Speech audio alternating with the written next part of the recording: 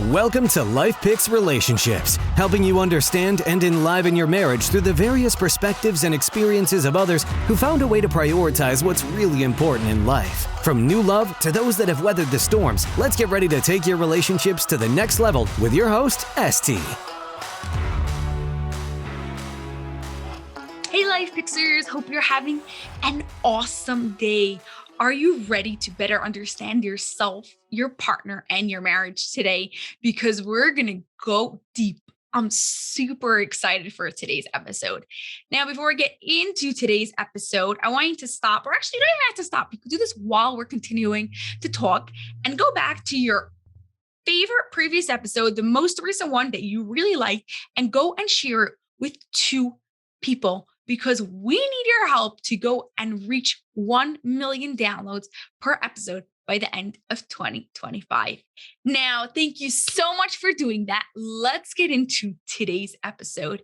Today, we've got the author of His Needs, Her Needs that sold over 4 million copies and are available in 22 languages.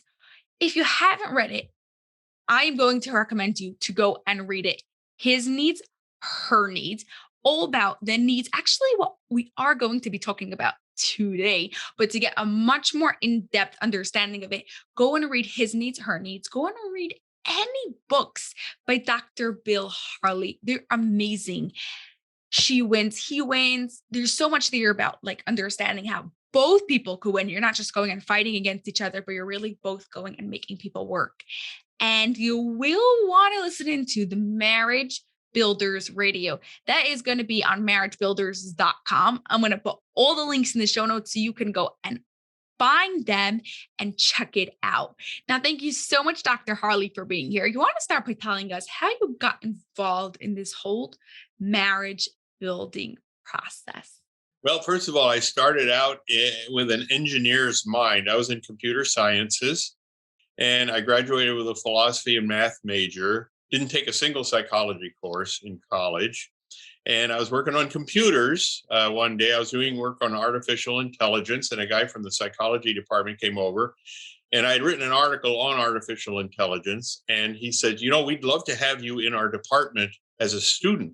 Would you be willing to get into psychology? Because artificial intelligence is about psychology. And we'll fast track you through and get your Ph.D. in 3 years. That sounded like a great idea to me. And it was all paid for by the university. And so I became a psychologist. And people kept coming to me with their marriage problems. Okay. So my attitude about marriage is pretty simple. I was married. I'm in love. My wife and I get along great. We don't have any marital problems. And when I saw people with marital problems, I thought, what are they doing that I'm not doing? And honestly, I couldn't figure it out. So I had my PhD. I got into clinical psychology. I started running mental health clinics, and I did research into marriage therapy, and I actually did a 2-year internship. I was supervised by the person who was the social science chairman of the University of Minnesota. What I discovered was that even though they were talking about having saved marriages in this program, they weren't saving any marriages. And the director of the program got a divorce while I was there. So I said, we got the blind leading the blind here. I'm not sure anybody really knows what they're doing.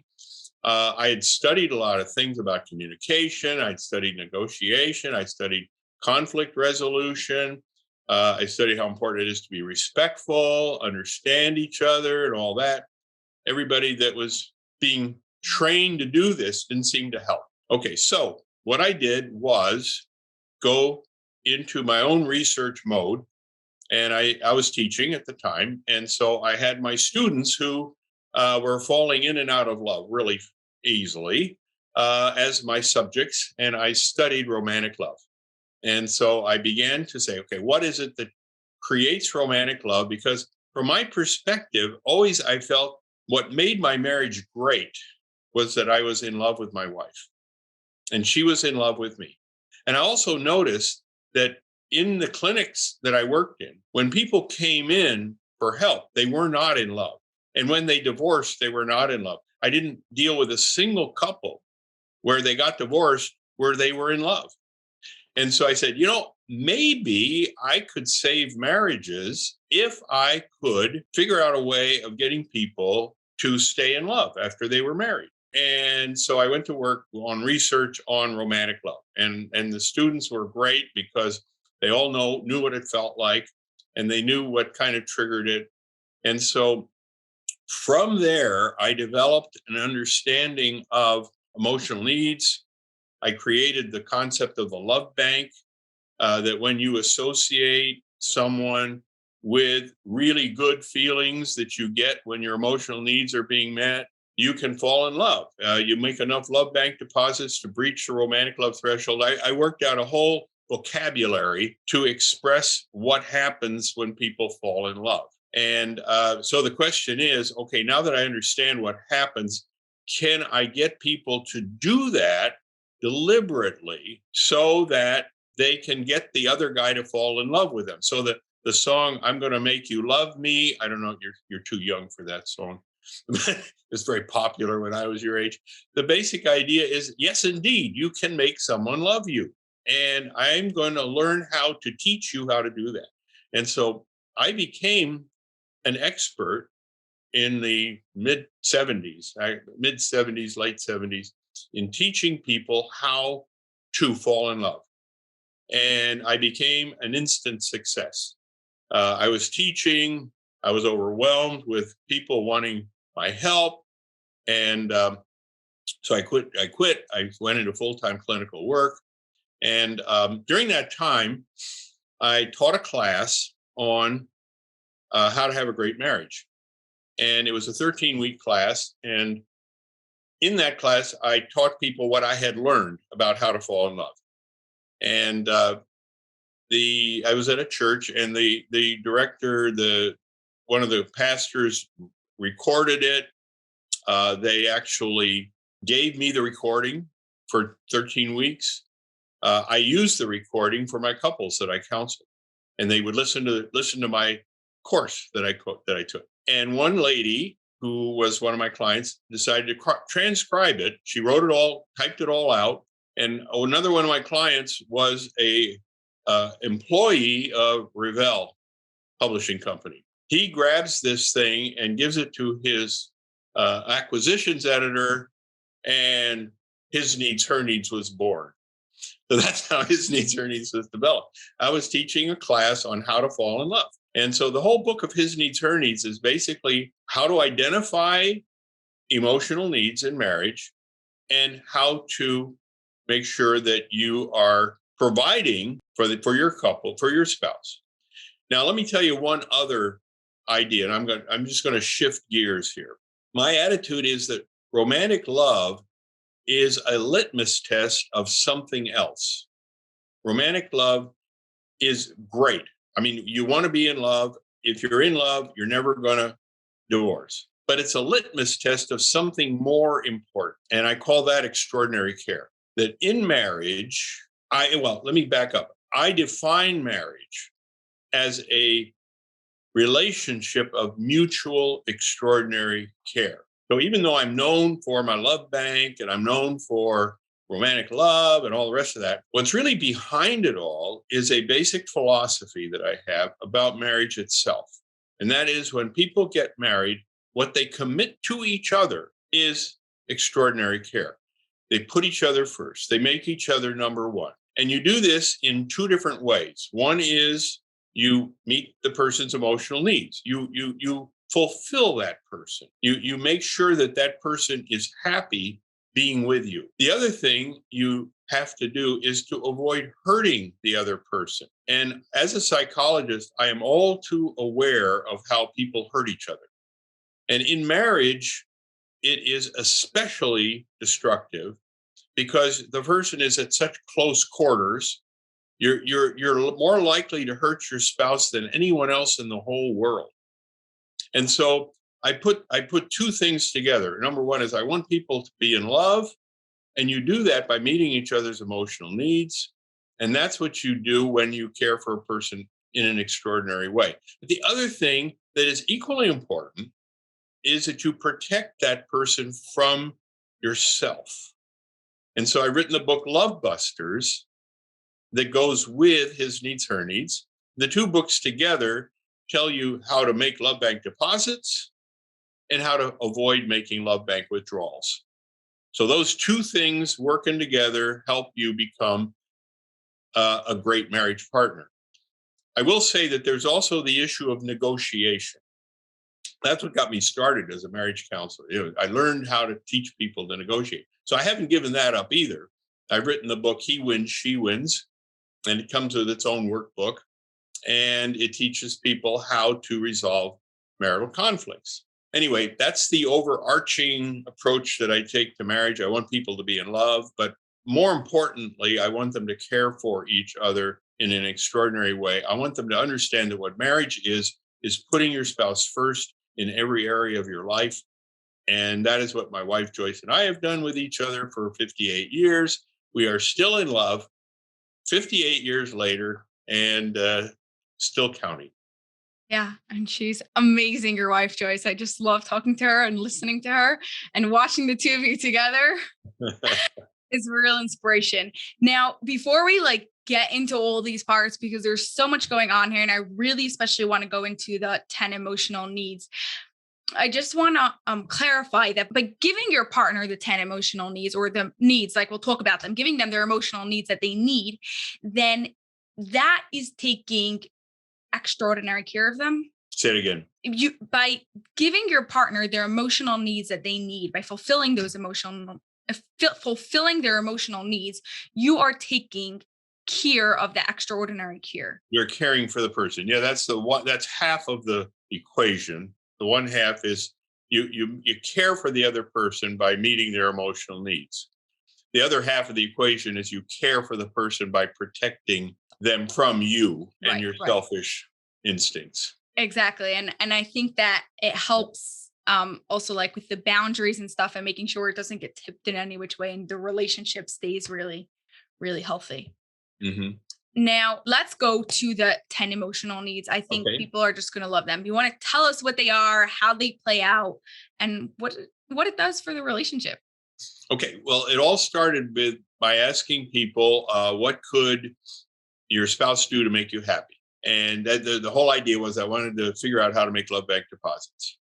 So they gave me a list of things that would make them happy. And it was basically just coming up with stuff.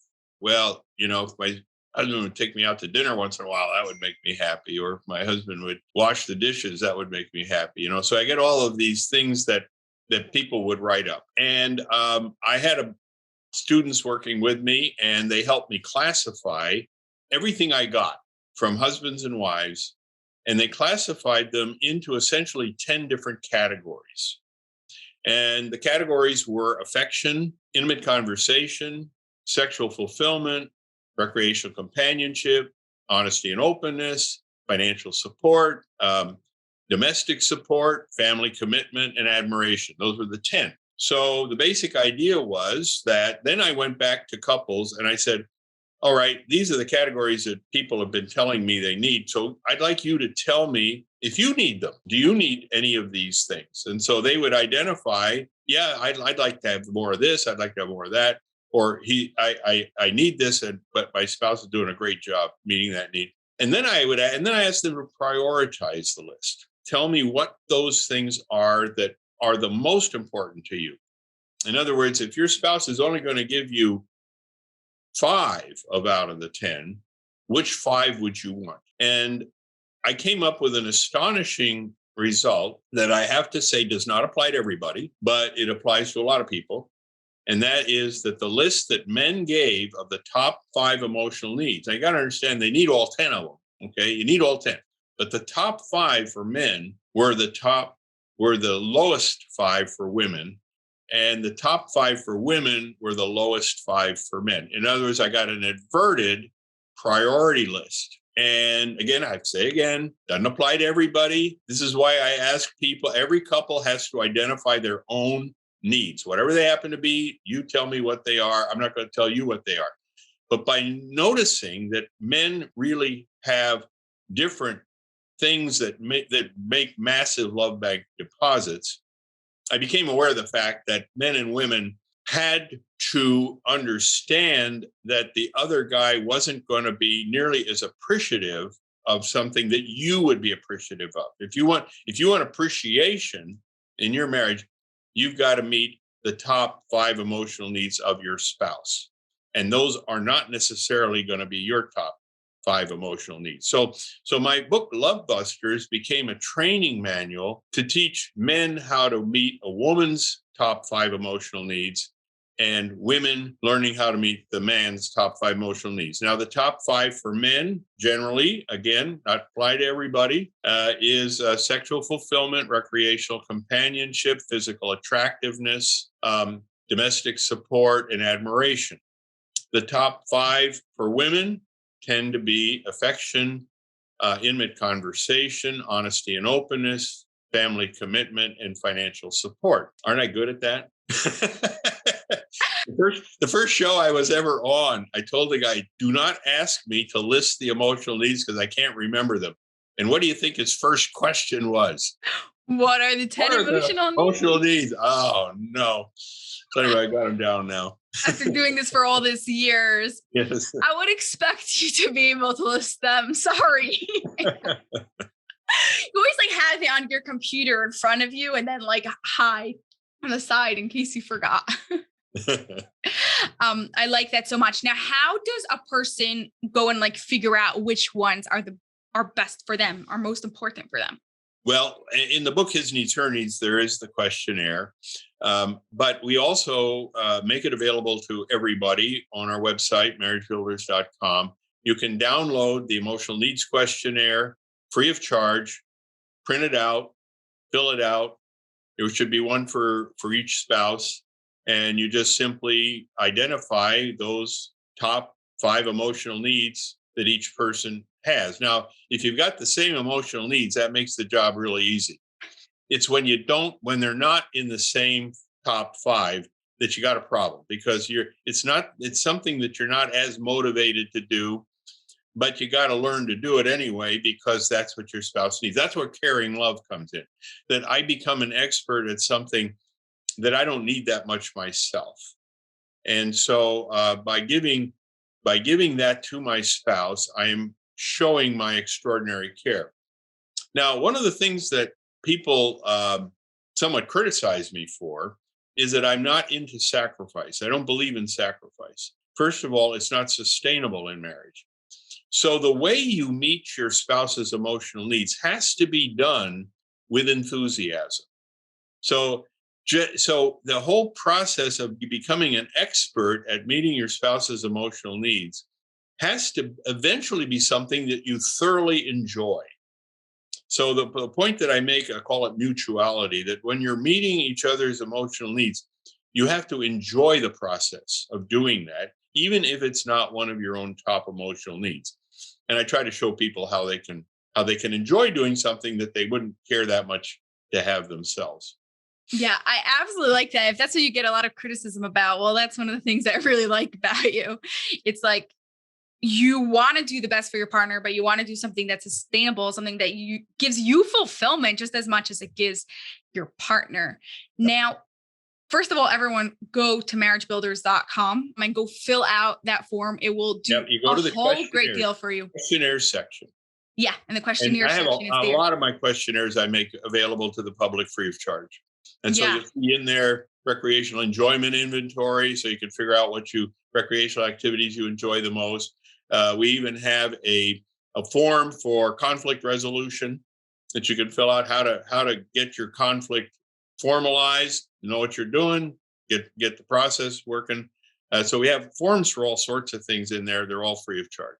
Yeah, there's just so much information there on marriagebuilders.com. You want to just sit there and explore the whole thing, the radio and all the forums and the forum and everything there. You should go, guys, check it out.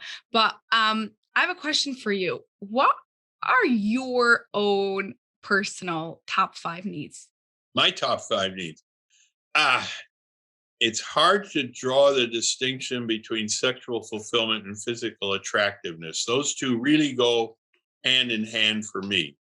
I know that when I met Joyce for the very first time, she was only 13, but she was knocked down gorgeous. And I fell in love immediately. She didn't find me to be all that gorgeous. So it took me a while to win her over. But the basic idea is physical attractiveness has always been important to me. Sexual fulfillment is important to me. Recreational companionship is important to me. On the list of needs, admiration, not so much so.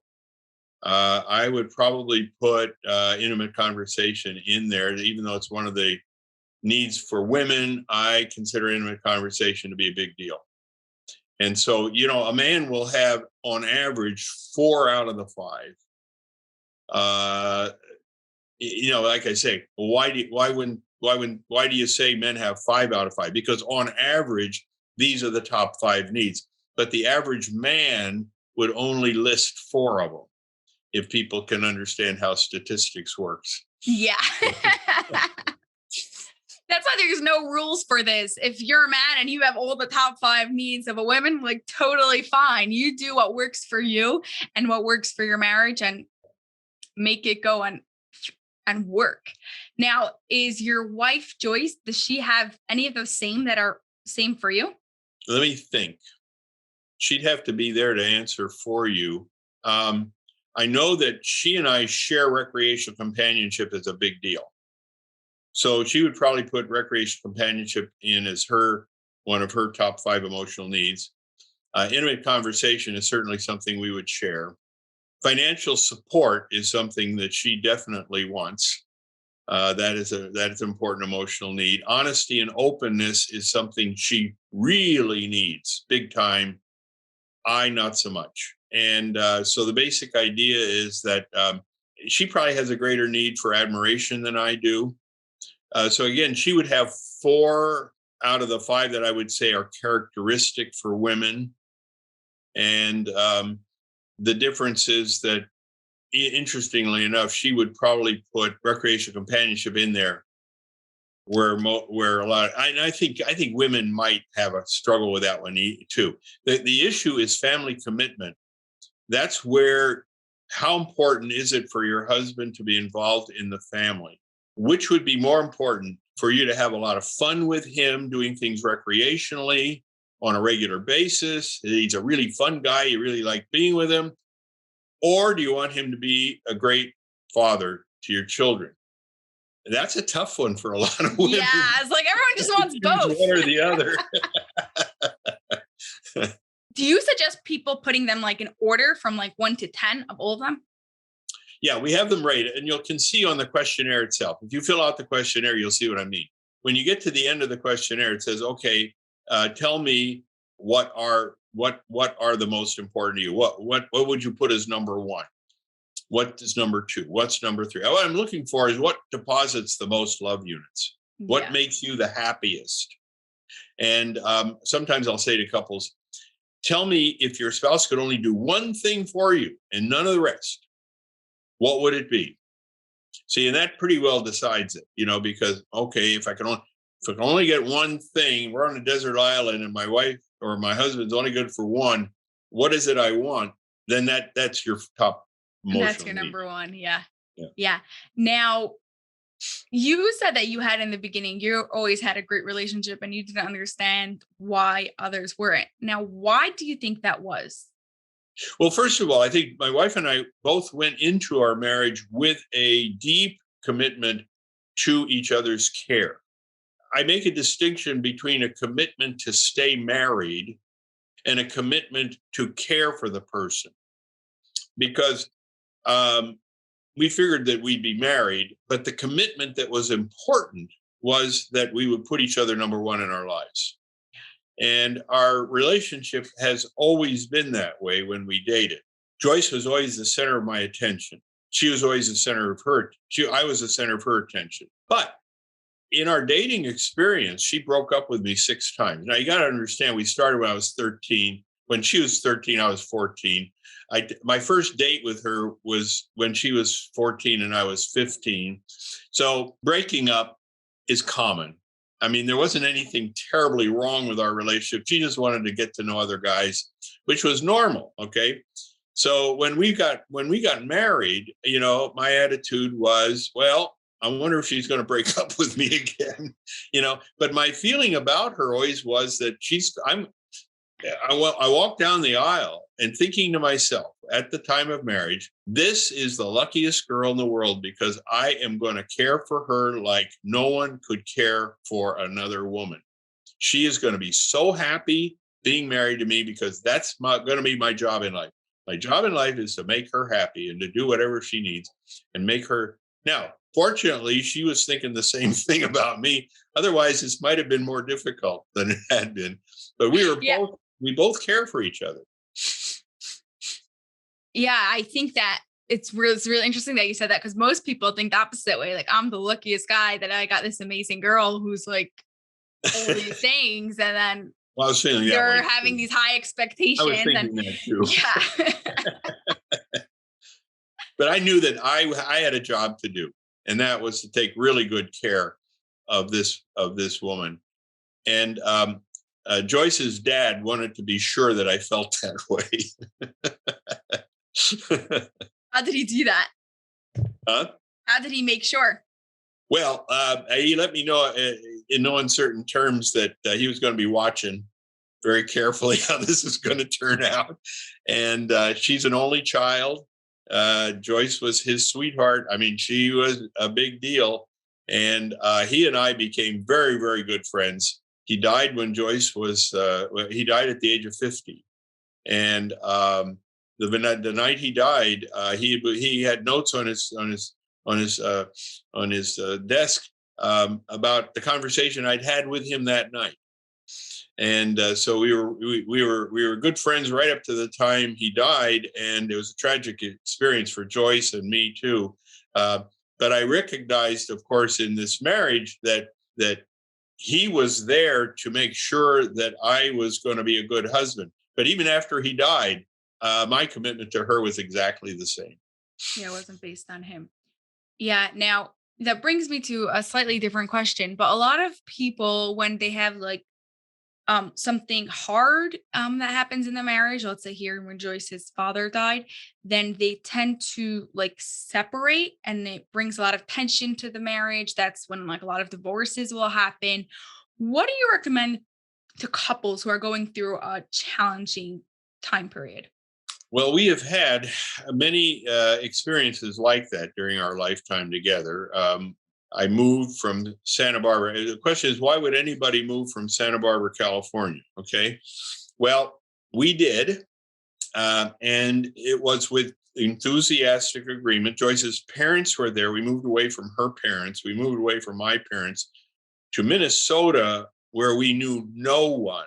And the big question was, why do such a thing? Well, it was a financial business decision that made a lot of sense. And the idea was that I could move back if Joyce wanted. If Joyce wanted to move back, we could move back. And we made that agreement with each other. Her father died in the first year that we had moved away. So it was very, very hard on her. I can say with certainty that our marriage didn't miss a skip, didn't miss a beat. We were fine with each other during that entire time of transition. Great uncertainty, great sadness, but our relationship stayed the same. And Joyce will tell you that another thing that happened was her cat died. Now, for me, cat died, but for her, that was an added tragedy for her.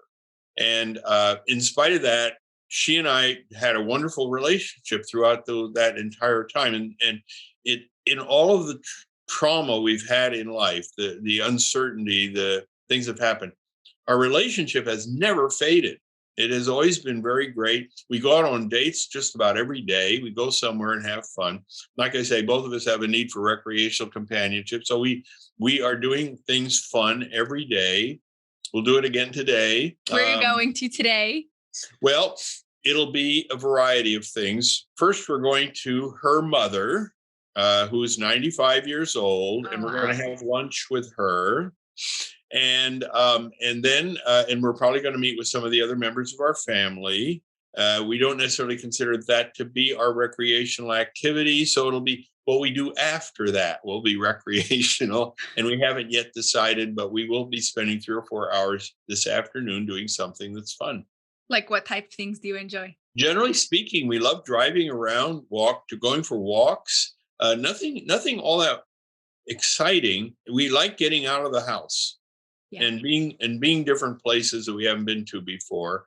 Minnesota is a big state, and I know Minnesota pretty well, but there's still places I haven't been, and they're within 100 miles of us. And so we put a lot of miles on our car, and we enjoy riding together in the car and talking to each other. But the thing that makes our date great is each other. And that's always the way it's been. Technically, Joyce and I could sit on a park bench and have a great date. It's just being with the person that you love. Being with that person turns out to make just about any experience great. But again, we have to think about what we're going to do, and we have to agree on it before we do it, and then off we go. Yeah. And I think that also both of another emotional need that you both have is intimate conversation. So driving around or sitting on a park bench fulfills two things at the same time. Yes, exactly. Well, there are 4 things you need to do on a date. 4 things. You have to be affectionate. And anybody that sees Joyce and I on a date will recognize that we are indeed affectionate. We have to engage in intimate conversation. So we're talking to each other all the time. We have to do something recreational. And the relationship and the date has to have some sexual involvement. There has to be obvious sexual interest, if not intercourse. And so the basic idea is that romantic dates for me is a sexual experience. And so you put all those together. You have the affection, you have the conversation, you have recreational companionship, you have sexual fulfillment. That's the definition of a romantic relationship and a romantic date. Hitting on so many things at once. I love that. Love that so much. Now, if we have all these 10 emotional needs that we have to go and figure out what each partner wants, but what are the love busters? You want to share those with us? Yeah, love busters are a tragedy. When you consider the fact that people have emotional needs that should be met, and if you put the other first, why would anybody want to hurt the other person in a marriage? And the answer is instinct. It's instinct. You are born with love busters. So let me go through them with you one at a time. Demands. Demands are telling the other guy what to do, not accepting no as an answer, that there will be consequences if the answer is no, that I am going to have this and you have no right to refuse. The second is disrespect, that you judge the other person, that you're telling the other person that they are bad in some way, shape, or form, and that you are expressing your dissatisfaction with them in the form of a judgment. The third is angry outbursts. You lose your temper. When anybody has an angry outburst, they want to hurt the other person. They do things to hurt the other person. For a romantic relationship, to me, that is an absolute tragedy. I mean, it is just the absolute opposite of what caring love is all about. The fourth is dishonesty. We are instinctively dishonest. Now, people sometimes don't think that that's true of them, but as a psychologist, I would say that you're born dishonest. If you've ever talked to a 2-year-old about something that they just did that they weren't supposed to do, you know that it comes early in life. And if you don't teach your children how to be honest at all costs, as they will become dishonest as adults. And so dishonesty is something that is terribly painful in marriage. If your spouse ever lies to you about anything, you will have a very negative emotional reaction to that. Not only is dishonesty a love buster, but honesty is an emotional need. So basically, by committing a love buster dishonesty, you're actually failing to meet an emotional need all at the same time. And so it's a terrible, terrible thing to have in a marriage. The fourth is independent behavior. And that is that you're going to do something whether your spouse likes it or not. I have what I've called the policy of joint agreement, which is never do anything without an enthusiastic agreement between you and your spouse. Now, that's a tough assignment. Never do anything without an enthusiastic agreement between you and your spouse. And I've written the whole book, He Wins, She Wins, just to explain how to do that. But the basic idea is independent behavior is the number one cause of resentment in women. That if your husband does things on his own without talking to you about it and knowing that you wouldn't approve, but does it anyway, you're going to remember it years later. And so a lot of people have been married for a number of years. You say, do you have any resentment? Well, yeah. What is it about? It's going to be a form of independent behavior where your spouse did something. The worst form of independent behavior is infidelity. That is the very worst kind of infidelity of independent behavior. But there are many less traumatic kinds of things that still create resentment. Then finally, the sixth love buster, people think of as trivial. I think of it as important, and that is annoying habits. And so when you're married, you will find your spouse annoying. You personally cannot marry somebody without finding them annoying. Annoying habits is very, very common for women in marriage to be annoyed with their husband. Not as common for men to be annoyed with their wife, but it's still a love buster. It's something to overcome. So there you are, 6 love busters. It covers the waterfront. There is not a thing your spouse could do that would hurt you that isn't one of those 6 categories. So everyone has to figure out which love busters hurt them the most, or like Yes. all of these are bad. Yes, and we have the questionnaire free of charge to download in the questionnaire section. And at the end, you rate how important each of these are and which ones need the most attention at first. And the questionnaire itself will help you realize how this thing happened in the first place and why it happened and what you can do to get rid of it. So aside from the book Love Busters, the questionnaire itself will get you a long way toward the solution. Yeah. Now, do all 6 love busters affect everyone, or some people just more than like only some of them affect them? Yeah, it's very different. It differs from person to person, and some people don't engage in some of these love busters. So maybe there's only 2. Maybe there are only 2 love busters that you need to think about. The other 4 are unimportant. This is one of the things that I have spent a lot of time doing, and that is that before you work on your marriage, you got to figure out what the problems really are, and you have to prioritize your effort. You can't just work on everything at once. You got to focus on things. And so we have another questionnaire called the marital problem analysis. So after you filled out the emotional needs questionnaire and the love busters questionnaire, then fill out the marital problem analysis, which puts it all together and prioritizes which of all of these things are going to need your most attention first.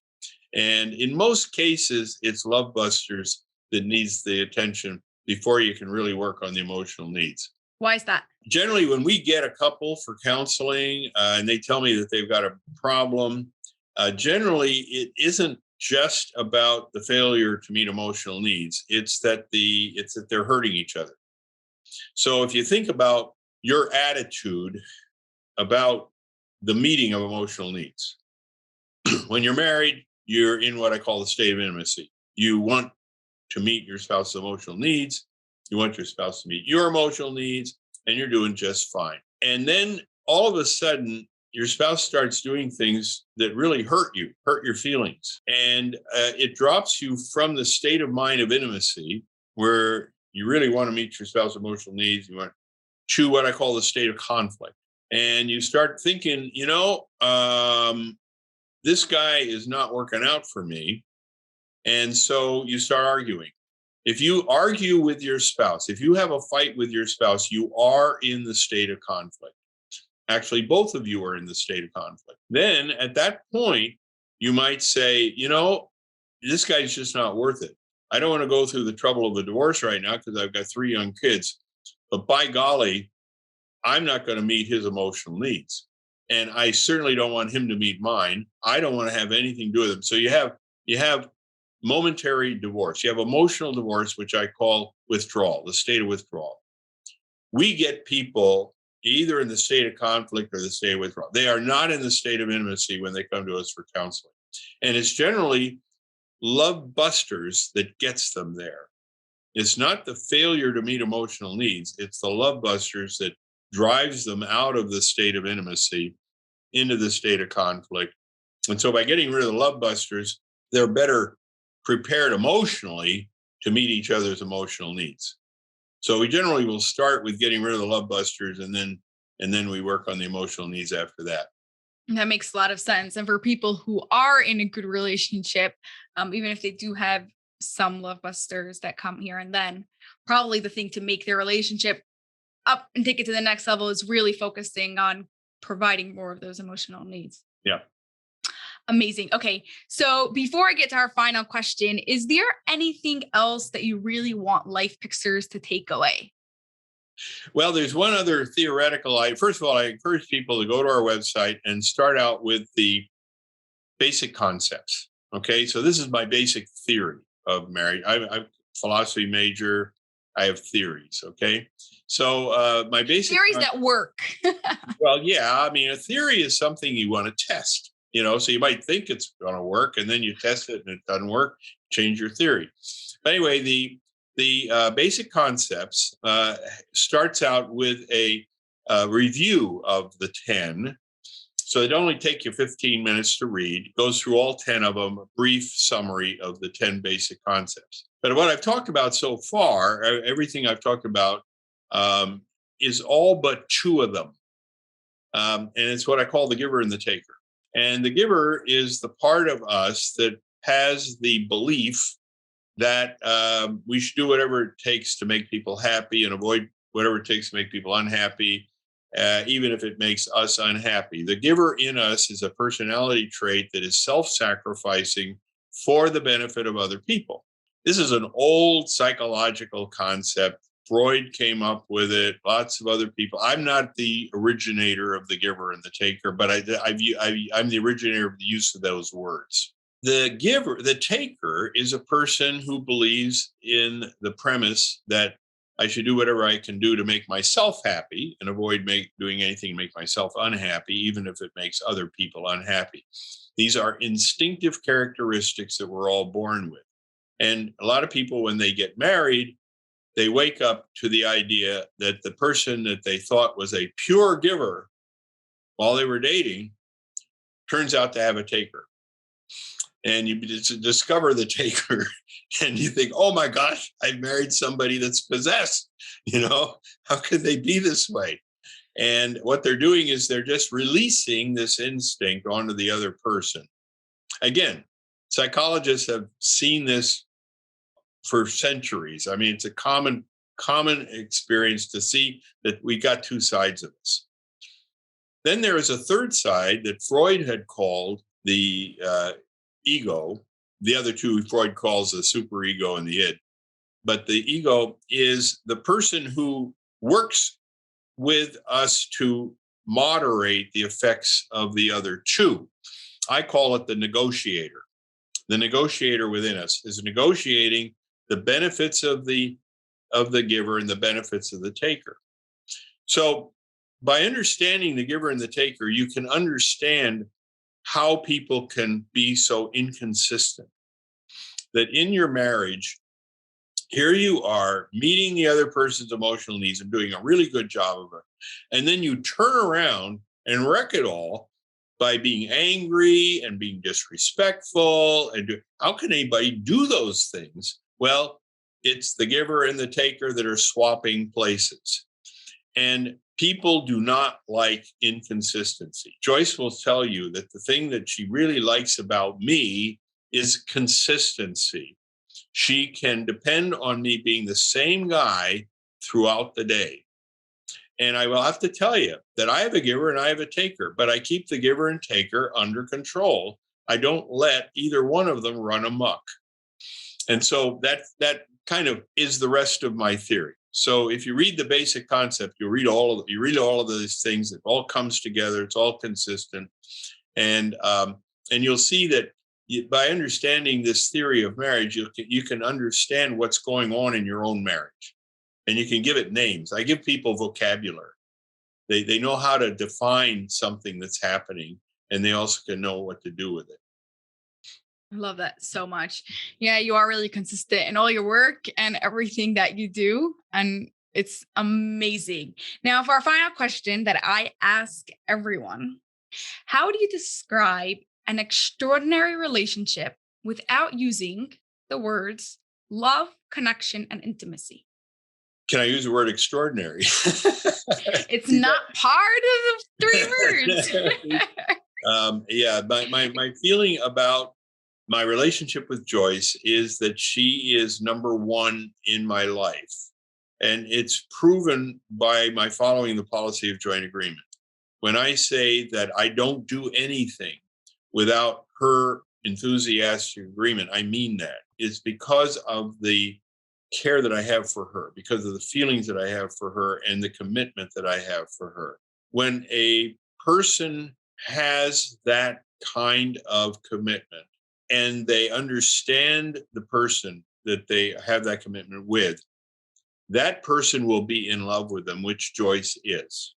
She is in love with me as a result. Now, the question again, to make sure that I'm answering your question. What's your question? How would you describe an extraordinary relationship without using love, connection, and intimacy? I think basically an extraordinary relationship is one that Joyce and I have. And it is because of making each other number one in our lives, never doing anything without the other person's agreement, focusing our lives on making sure that the other person's emotional needs are being met, and making sure that we don't ever hurt each other. I think that is an extraordinary relationship. And I think we have it. And I think 20% of all marriages do. I think we're not unique. 20% of all marriages have that kind of relationship. And it's sad that the other 80% don't. But they can learn to do it. Everybody can change. Everybody can learn to do what it takes to have a great marriage. And I will say this from experience, there is nothing more valuable. There's nothing more valuable than a great marriage. It makes you healthier. It makes you happier. You feel fulfilled in life. You have meaning. There's no cause for depression. You don't have anxiety. Mental health problems disappear. I'm a clinical psychologist. One of the most important things that I can do to help people with their emotional disorder is to help them become a great marriage partner.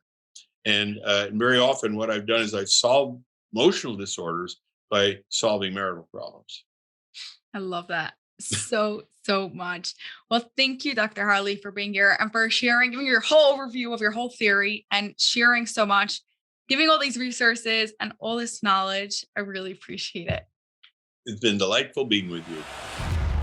That's all for this episode of Life Picks Relationships, and we have a huge favor to ask of you that will not only support this show, but also give others what they need to take their marriage to the next level. We're striving to have 1 million downloads per episode by December 31st, 2025, so please share it with your family and friends so they can turn their relationship into an extraordinary one.